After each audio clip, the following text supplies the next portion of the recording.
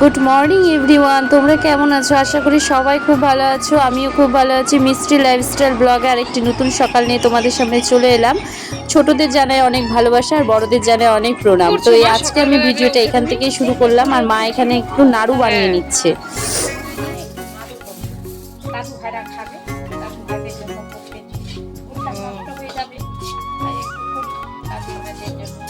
নারিকেল দেখলাম যে ছুললা করবো, নারিকেলটাও মাঝে করবো, আর নাড়ুটা করে নিই,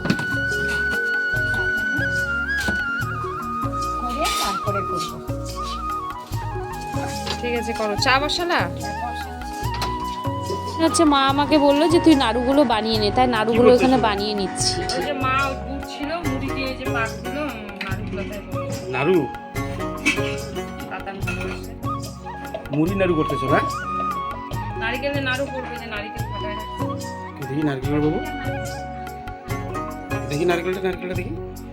ও ওয়াও,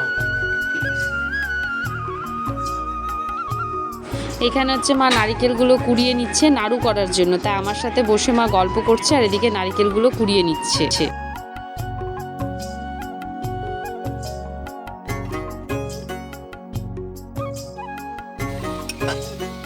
আর এখানে মা হচ্ছে নারিকেলগুলো পাক দিয়ে দিচ্ছে নাড়ু করার জন্য। আমাদের বাড়িতে সবাই নারিকেলের নাড়ু সবাই খেতে খুব ভালোবাসে। তো মা এখানে বলছে যে তুই আয় এখানে বস, নারিকেলের নাড়ু কর। তাই না, হ্যাঁ করছি। আর এখানে হচ্ছে আমাদের গাছের লঙ্কা, সেটা দিয়ে এখন একটু ভাত খাওয়া হবে, মানে পুরো খিদা লেগেছিল। তো মাকে বললাম একটু সিদ্ধ ভাত করো। তা মা এখানে আলু মাখছে, মানে গাছের লঙ্কা, নিজেদের বাড়ির গাছের লঙ্কার ওটা স্বাদই আলাদা আর খেতেও খুব ভালো লাগবে। তো মা এখানে আলু সিদ্ধটা মেখে নিচ্ছে আর মা এখানে আমাকে খাইয়ে দিচ্ছে, নিজেও খাচ্ছে।